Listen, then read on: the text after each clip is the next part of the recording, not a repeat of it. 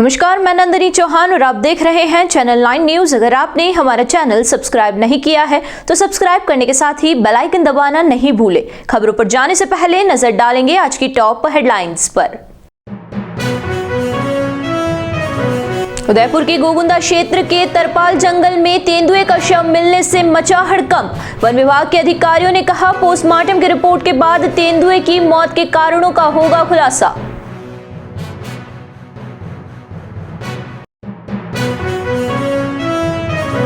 उदयपुर की कानोड़ थाना पुलिस की कार्यवाही, आंगनबाड़ी की सदस्य बनाने का जायजा देकर सहकारी समिति से लोन उठाकर हड़पने के मामले में एक आरोपी को किया गिरफ्तार।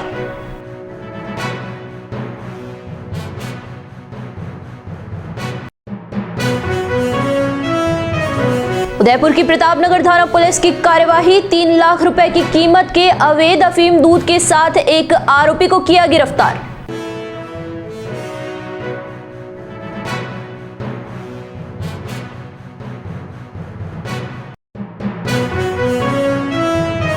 अब खबरें विस्तार से। आदिवासी अंचल गोगुंदा क्षेत्र के तरपाल के जंगल में बुधवार को तेंदुए का शव मिलने से हड़कंप मच गया। जंगल में तेंदुए का शव दिखाई देने के बाद ग्रामीणों ने वन विभाग की टीम को इसकी सूचना दी। इस पर वन विभाग की टीम मौके पर पहुंची और तेंदुए के शव को अपने कब्जे में ले लिया। जानकारी के अनुसार तरपाल के जंगल में बुधवार को ग्रामीणों को एक तेंदुए का शव दिखाई दिया। इस पर ग्रामीणों ने देवला वन क्षेत्र के अधिकारियों को इसकी सूचना दी। इस पर अधिकारियों की एक टीम मौके पर पहुंची और टीम के सदस्यों ने सबसे पहले तेंदुए के शव को अपने कब्जे में लिया। अधिकारियों की माने तो तेंदुए के सर पर चोट के निशान हैं। इसके अलावा शव 4 से 5 दिन पुराना होने से उसमें कीड़े पड़ गए हैं। वन विभाग के अधिकारियों ने शव का पोस्टमार्टम के लिए चिकित्सालय भिजवा दिया है। प्रथम दृष्टया तेंदुए को पीट कर मारने की आशंका जताई जा रही है। हालांकि वन विभाग के अधिकारियों ने कहा कि पोस्टमार्टम की रिपोर्ट के बाद ही तेंदुए की मौत के कारणों का खुलासा हो पाएगा। बता दें कि इससे पहले भी सायरा क्षेत्र के कुछ ग्रामीणों ने एक तेंदुए को आदमखोर मानते हुए पीट कर मार दिया था। जब से गोगुंदा क्षेत्र में तेंदुए के आदमखोर होने के बाद लगातार लोगों पर हमला कर मौत के घाट उतारा जा रहा था, उसके बाद लोगों में तेंदुए को लेकर दहशत घुस गई थी और तेंदुए के आबादी क्षेत्र में दिखते ही उसे निजात पाने के लिए उसे मार देने की पूरी कोशिश की जा रही है। महिलाओं को आंगनबाड़ी की सदस्य बनाने का झांसा देकर उनके नाम से सहकारी समिति से लोन उठाकर हड़पने के मामले में एक आरोपी को गिरफ्तार किया है। कानोड़ थाना अधिकारी मुकेश कुमार ने बताया कि मोहनी बाई पत्नी उदयलाल रावत निवासी पीपलवास कानोड़ ने 10 सितंबर 2024 को रिपोर्ट दी थी कि सूरतलाल उर्फ सुरेश रावत मुझे मामिसा कहता है। वह आज से 13 वर्ष पूर्व वर्ष 2011 में मेरे घर आया और कहा कि सुरेश की पत्नी प्रकाशी आंगनवाड़ी में नौकरी कर रही है।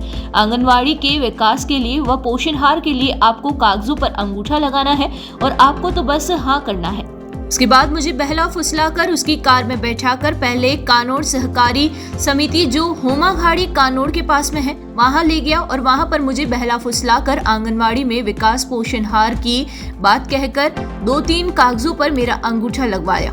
उसके बाद वहां उसकी कार में बैठाकर भिंडर में किसी बैंक में ले जाकर सुरेश ने फोटो पहचान पत्र और कूपन की फोटोकॉपी भी ली और मेरे खाली कागजों पर अंगूठे भी लगवाए। उसके बाद उसने कहा कि आप आंगनवाड़ी में सदस्य बन गए हो, जब भी आंगनवाड़ी की बैठक होगी उसमें बुलवाएंगे। उसके बाद 30 अगस्त 2024 में मेरे घर को आकोला ग्राम सेवा सहकारी समिति लिमिटेड भंडार के मैनेजर मेरे घर पर किसी लोन की वसूली के लिए आए, जबकि मैंने किसी भी समिति से कोई लोन नहीं लिया है।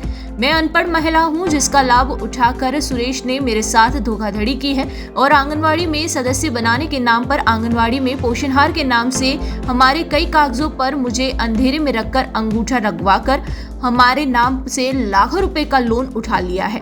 इस पर पुलिस ने मामला दर्ज कर थाना अधिकारी के नेतृत्व में हेड कांस्टेबल लक्ष्मण लाल, कांस्टेबल ओम प्रकाश, दीपक, महिला कांस्टेबल मीरा की टीम ने जांच की। जांच में सामने आया कि आरोपी सुरेश उर्फ सूरतलाल रावत निवासी पीपलवास कानोड़ ने आकोला ग्राम सेवा सहकारी समिति लिमिटेड भंडार के कर्मचारी व बैंक कर्मियों से मिलीभगत कर गाँव की अनपढ़ व भोली भाली महिलाओं को आंगनबाड़ी से पोषणहार व सहकारी सुविधाएं फ्री में मिलने का जायजा देकर महिलाओं को समूह बनाकर समूह के नाम से लोन प्राप्त कर राशि को हड़पा जाता है।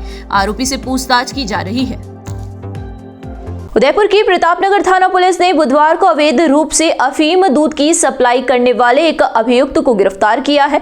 अभियुक्त से जब्त किए गए अफीम दूध की कीमत करीब 3 लाख रुपए है। प्रतापनगर थाना पुलिस ने बताया कि जिला पुलिस अधीक्षक योगेश गोयल के निर्देश पर जिले में अवैध ड्रग्स और मादक पदार्थों की तस्करी करने वाले अपराधियों की धरपकड़ के लिए चलाए जा रहे अभियान के तहत प्रतापनगर थाना क्षेत्र के देबारी इलाके में आरोपी शंभू सिंह के कब्जे से 3 लाख रुपए की कीमत का 304 ग्राम अवैध अफीम दूध जब्त कर आरोपी को गिरफ्तार किया है। आरोपी से अवैध अफीम दूध की खरीद के संबंध में पूछताछ की जा रही है। नगर निगम क्षेत्र का विस्तार होने के बाद आसपास की पंचायतों को शामिल करने का विरोध लगातार जारी है। कानपुर कलड़वास के बाद अब बेड़वास ग्राम पंचायत के लोगों ने नगर निगम में शामिल होने से इनकार करते हुए बुधवार को जिला कलेक्टर को ज्ञापन सौंपा और बेड़वास पंचायत को नगर निगम में शामिल नहीं करने की मांग की है। ग्रामीणों ने बताया कि बेड़वास पंचायत वर्तमान में टीएसपी में आती है और निगम में आने के बाद टीएसपी का लाभ नहीं मिल पाएगा। इसके अलावा यहां पर भूमाफियाओं का राज हो जाएगा। बेड़वास पंचायत शहर के नजदीक होने से यहां पर सभी प्रकार की सुविधाएं भी उपलब्ध है। ऐसे में इस पंचायत को नगर निगम सीमा से बाहर रखा जाए ताकि सभी ग्रामीणों का भला हो सकेगा। यहाँ रुकेंगे एक छोटे से ब्रेक के लिए। ब्रेक के बाद फिर हाजिर होंगे कुछ खबरों के साथ।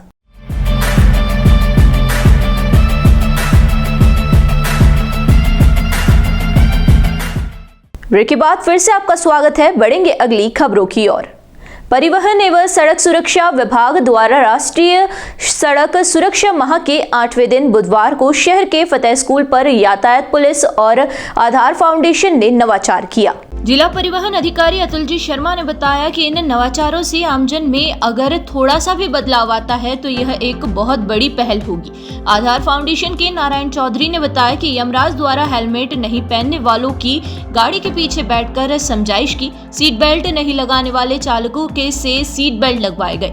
वहीं क्षमता से अधिक सवारी बिठाने वाले वाहन चालकों को भी पाबंद किया गया।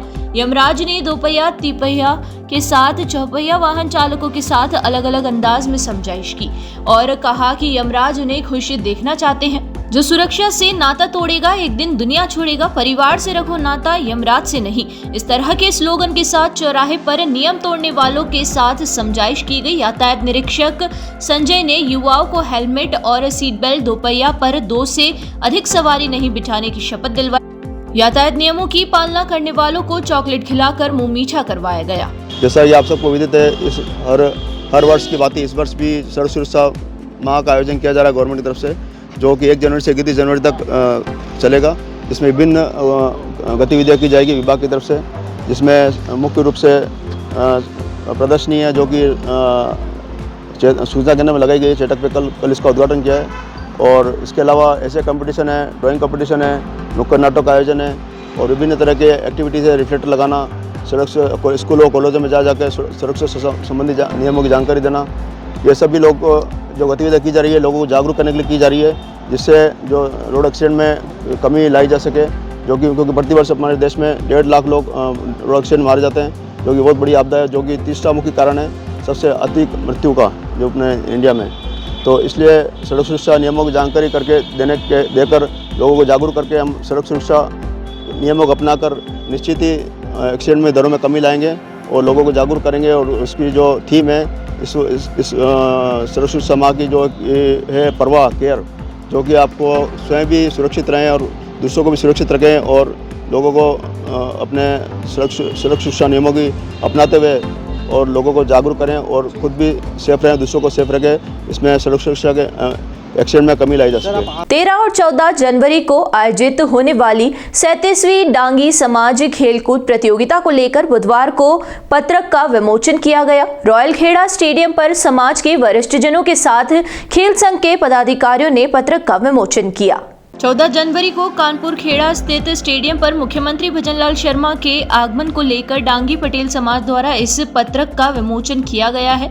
अब खेल संघ के पदाधिकारी और समाज के वरिष्ठ प्रत्येक गांव में पत्रक के साथ पीले चावल देकर लोगों को 13 और 14 जनवरी को कार्यक्रम में आने के लिए निमंत्रण देंगे। इस दौरान समाज के मौतबीर फूफा पटेल, बालू पटेल, गोपाल पटेल, खेल संघ के सचिव रमेश डांगी, उपाध्यक्ष केशुलाल डांगी, जिला परिषद सदस्य शंकरलाल डांगी, दुदाराम डांगी, गहरीलाल डांगी, प्रकाश डांगी, दिनेश डांगी, वार्ड पंच रमेश डांगी, नारायणलाल डांगी, किशन डांगी, मोतीलाल डांगी, ताराचंद डांगी, मोहन डांगी, गणेश लाल डांगी सहित कई सदस्य भी मौजूद रहे। आयोजन समिति के सदस्य गहरीलाल डांगी ने बताया कि मुख्यमंत्री के आगमन को लेकर समाज की टीमों का गठन कर गांव-गांव भेजा जा रहा है, जिसका नेतृत्व गिरवा चौखला के गोपाल पटेल कर रहे हैं। समाज में प्रत्येक गांव में पीले चावल देकर आमंत्रण दिया जा रहा है। वेवल क्षेत्र में हीरालाल डांगी, अंबालाल डांगी 14 जनवरी को मुख्यमंत्री के कार्यक्रम को लेकर लोगों को आमंत्रण दे रहे हैं। आज हमारे 37वीं खेलकूद डांगी समाज प्रतियोगिता के आयोजन को लेकर हमारे ऐश्वर्य मुख्यमंत्री भजनलाल जी शर्मा साहब, हमारे लोकप्रिय विधायक उदयलाल जी डांगी के नेतृत्व में जो महासम्मेलन का आयोजन हो रहा है, उसको लेकर आज एक पत्रक हमने विमोचन किया। हमारे बुजुर्गों ने उनके साथ आज हम गांव गांव जाकर और चावल और लोगों को लाने के लिए गांव ढाणी हमारे सभी मौतवीर जा रहे हैं और पीले चावल देकर उनको आमंत्रित कर रहे हैं। 14 जनवरी से ज्यादा संख्या में यहाँ पधारे। उसी की तैयारियों को लेकर हमने एक बैठक का आयोजन किया है, जिसमें हमारे सभी मौतवीर उपस्थित थे और हम समाजजनों से अपील करते हैं कि आप इस आयोजन को सफल बनाने के लिए तन मन धन से लग जाए, क्योंकि ये आयोजन पहली बार 50 सालों में यहाँ हो रहा है। क्योंकि आज हमारे मुख्यमंत्री जी आ रहे हैं, अपनी समाज के लिए बड़ा हर्ष का विषय है और इस आयोजन को सफल बनाने के लिए समाज के सभी युवाओं को कहना चाहता हूँ वो सब आगे आए और इस पीड़ा को जो है ना, इसको आगे समझते हुए इस कार्यक्रम को आगे चलाना है। धन्यवाद। किसानों को मजबूत करने और किसानों के लिए लड़ाई लड़ने वाले किसान महापंचायत की ओर से पूरे राजस्थान में 45,527 गांवों को एक साथ बंद करने का आह्वान किया गया है। किसान महापंचायत के राष्ट्रीय अध्यक्ष रामपाल जाट ने घोषणा करते हुए लेक सिटी प्रेस क्लब में आयोजित पत्रकार वार्ता में पत्रकारों को यह जानकारी दी। उन्होंने कहा कि यह आंदोलन ढंग से लागू किया जाएगा। इस आंदोलन में गांव का व्यक्ति गांव में रहेगा, गांव का उत्पाद गांव में रहेगा। आपातकालीन स्थितियों को छोड़कर बस, जीप, रेल या अन्य किसी भी यातायात का उपयोग नहीं किया जाएगा। यदि किसी को गांव का उत्पाद खरीदना होगा तो उसी गांव में आकर खरीदना पड़ेगा। गांव बंद स्वेच्छा पर आधारित होगा, जिसमें सत्य, शांति एवं अहिंसा के व्रत की पालना अपरिहार्य होगी। रामपाल जाट ने यह भी कहा कि इसकी सफलता के लिए प्रदेश भर में जन जागरण किया जा रहा है। इसका प्रमुख उद्देश्य खेत को पानी, फसल को दाम देना है। खेत को पानी के लिए सिंचाई योजनाएं प्राथमिकता से बनाने तथा फसल को दाम के लिए खराबे की क्षतिपूर्ति के साथ न्यूनतम समर्थन मूल्य पर खरीद की गारंटी कानून यथाशीघ्र बनाने का विषय की प्रमुखता रहेगी। 29 जनवरी को राजस्थान के 45,537 गांव रहेंगे बंद। ये पूरे राजस्थान के गांव के लिए पहला प्रयोग है, गांव बंद। और इसको हमने कहा है यह ब्रह्मास्त्र जो विफल नहीं हो सकता, लेकिन ब्रह्मास्त्र का चालन उसके लिए साधना जरूरी है। तो साधना हम कर रहे हैं, तो हर घर तक संकल्प भराना, ये काम हमारा शुरू किया हमने। और दूसरा हमने कहा है गांव का व्यक्ति रहेगा गांव में ही, गांव का उत्पाद रहेगा गांव में ही। कोई भी गांव वाला अपने उत्पाद को गांव से बाहर ले जाकर विक्रय नहीं करेगा। कोई भी गांव में आकर खरीदना चाहेगा तो उसको जरूर बेचेगा, तो गांव में रहते हुए अपना उत्पाद बेच सकेगा। और कोई भी गांव वाला आपातकालीन स्थिति को छोड़कर यात्रा नहीं करेगा गांव से बाहर।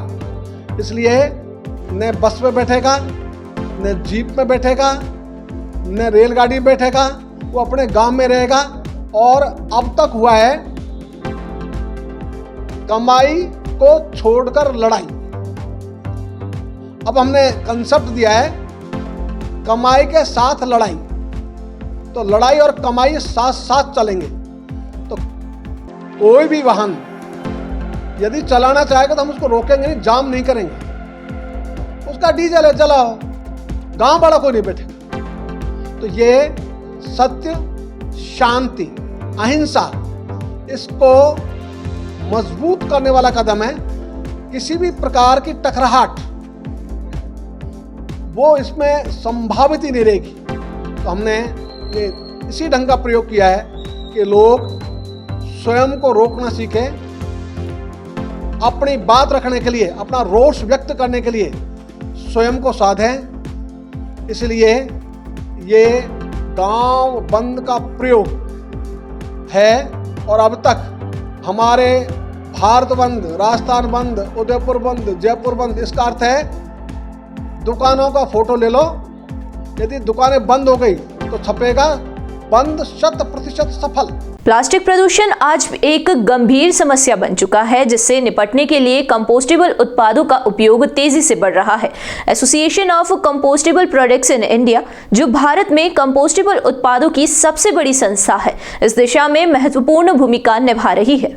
यह संगठन सिंगल यूज प्लास्टिक के विकल्प के रूप में कंपोस्टेबल उत्पादों को बढ़ावा देने और उनके उत्पादन, विपणन व जागरूकता पर कार्य करते हैं। भारत में प्लास्टिक प्रदूषण से निपटने के लिए एक महत्वपूर्ण कदम के रूप में association of compostable products in India द्वारा उदयपुर में एक राष्ट्रीय सम्मेलन का आयोजन किया जा रहा है। यह 2 दिवसीय सम्मेलन 10 और 11 जनवरी को होटल रामाया और में आयोजित होगा, जिसमें देश विदेश के विशेषज्ञ भाग लेंगे। वर्तमान में भारत में 128 कंपनियों को कंपोस्टेबल उत्पादों को निर्माण का लाइसेंस प्राप्त है, जिनमें से एसीपीआई के 60 सक्रिय सदस्य हैं। एसीपीआई के प्रमुख सदस्य अशोक बोहरा ने बताया कि ये बैग्स न केवल प्लास्टिक जितने मजबूत है, कुशल है, बल्कि पर्यावरण के लिए पूरी तरह से सुरक्षित है। कंपोस्टेबल बैग्स अब प्लास्टिक के समान किफायती हो गए हैं। इससे ये बड़े पैमाने पर उपयोग के लिए एक व्यवहारिक विकल्प बनते जा रहे हैं।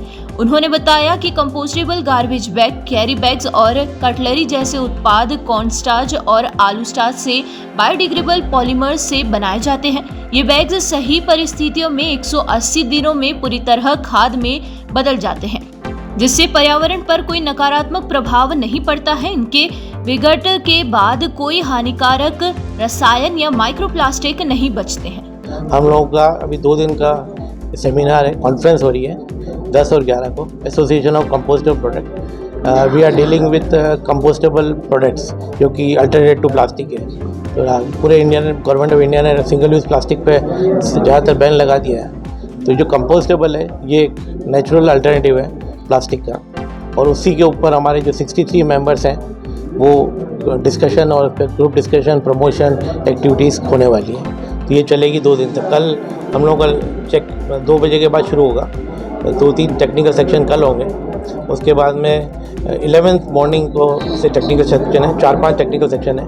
उसमें पीएलए पे, रॉ मटेरियल पे, उसके प्रमोशन पे और नई गवर्नमेंट पॉलिसीज़ को क्या हम लोग उनको सपोर्ट कर सकते हैं गवर्नमेंट को, और कैसे इसको ज़्यादा से ज़्यादा प्रमोट कर सकते हैं, इस पे सारा डिस्कशन होने वाला है। सर, इसकी खासियत के बारे में बताएं थोड़ा सा। मतलब ये जो आपका प्लास्टिक है ये आपका 300-400 साल तक भी ख़त्म नहीं होता, किसी न किसी रूप में अवेलेबल है, रिसाइकल्ड हो जाएगा तो भी इन्वायरमेंट में रहेगा। जबकि हमारा जो प्लास्टिक है वो कंपोस्टेबल है, मतलब विदिन 180 डेज जब वो मॉइस्चर के कांटेक्ट में आएगा, पानी के कांटेक्ट में आएगा, मिट्टी के कांटेक्ट में आएगा, then it will convert into fertiliser, खाद बच जाएगी इसकी। तो 180 दिन में ख़त्म हो जाएगा। तो आप देखिए अभी पूरे दिल्ली में, कलकत्ता में पहाड़, इतने बड़े बड़े पहाड़ लग गए हैं प्लास्टिक के। और सबसे बड़ा अनफॉर्चुनेटली जब से ये सिंगल स्विगी, जोमेटो चालू है, अमेजोन, तो पैकिंग मटेरियल की रिक्वायरमेंट 4 गुना बढ़ गई है। तो आप देखिए कि कंजम्पशन प्लास्टिक का और बढ़ता जा रहा है, जबकि we are trying to reduce. तो अगर हमको कंट्रोल करना है तो we have to shift from plastic to compostable.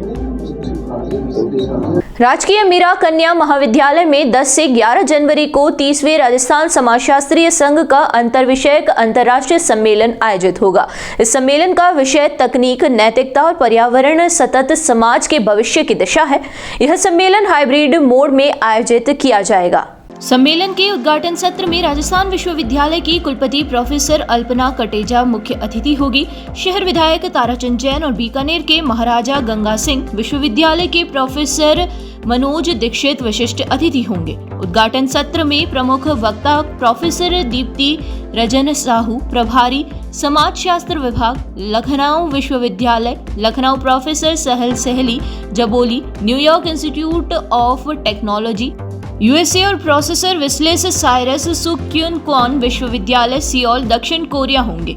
ये वक्ता सम्मेलन के मुख्य विषय पर अपने विचार प्रस्तुत करेंगे। इसमें प्रोफेसर कैलाश सोडानी कुलपति वर्धमान महावीर विश्वविद्यालय कोटा मुख्य अतिथि होंगे। माननीय सांसद श्री डॉक्टर मनालाल रावत, उदयपुर के प्रोफेसर सुनीता मिश्रा कुलपति मोहनलाल सुखाड़िया विश्वविद्यालय विशिष्ट अतिथि होंगे। महाविद्यालय में 10 और 11 जनवरी को एक अंतर्राष्ट्रीय सम्मेलन का आयोजन किया जा रहा है। इस अंतर्राष्ट्रीय आयोजन की जो थीम है वो technology, ethics and the environment, navigating the future of A sustainable society रखी गई है।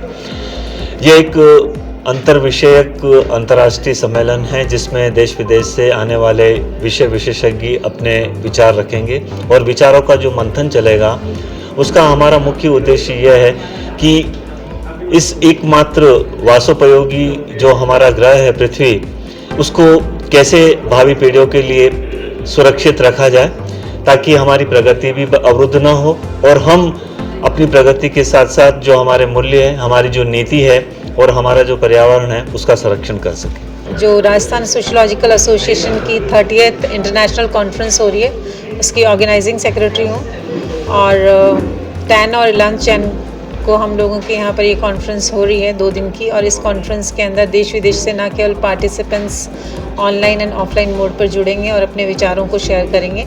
हमारे स्पीकर्स हैं वो भी अब्रॉड से भी हैं और इंडिया से भी हैं, वो भी अपने विचारों से हमें अवगत कराएंगे। और जो एक हमारा टॉपिक है technology, ethics and the environment, navigating the future of sustainable society, ये टॉपिक अपने आप में एक बहुत इंपॉर्टेंट टॉपिक है जिस पर बात करने की ज़रूरत है। और राजस्थान सोशियोलॉजिकल एसोसिएशन ने जो कि हर साल अपनी कॉन्फ्रेंसेस कराते हैं, इस बार ये कॉन्फ्रेंस हमारे राजकीय मीरा कन्या महाविद्यालय में हो रही है, तो ये हमारे लिए गर्व की बात है। और दूसरी चीज़ ये कि जिस टॉपिक को लेकर हम ये कॉन्फ्रेंस करवा रहे हैं वो विषय अपने आप में एक बहुत महत्वपूर्ण विषय है। एक बार फिर नजर डालेंगे आज की टॉप हेडलाइंस पर।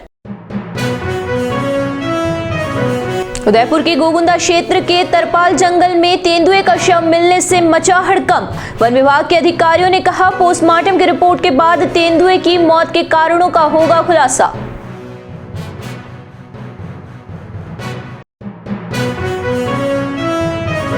उदयपुर की कानोर थाना पुलिस की कार्यवाही, आंगनवाड़ी की सदस्य बनाने का जासा देकर सहकारी समिति से लोन उठाकर हड़पने के मामले में एक आरोपी को किया गिरफ्तार।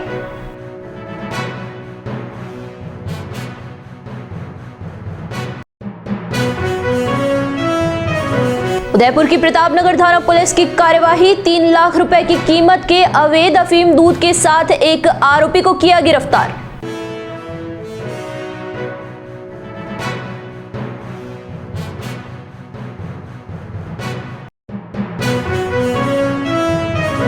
तो दीजिए इजाजत और बने रहिए चैनल 9 न्यूज के साथ। नमस्कार।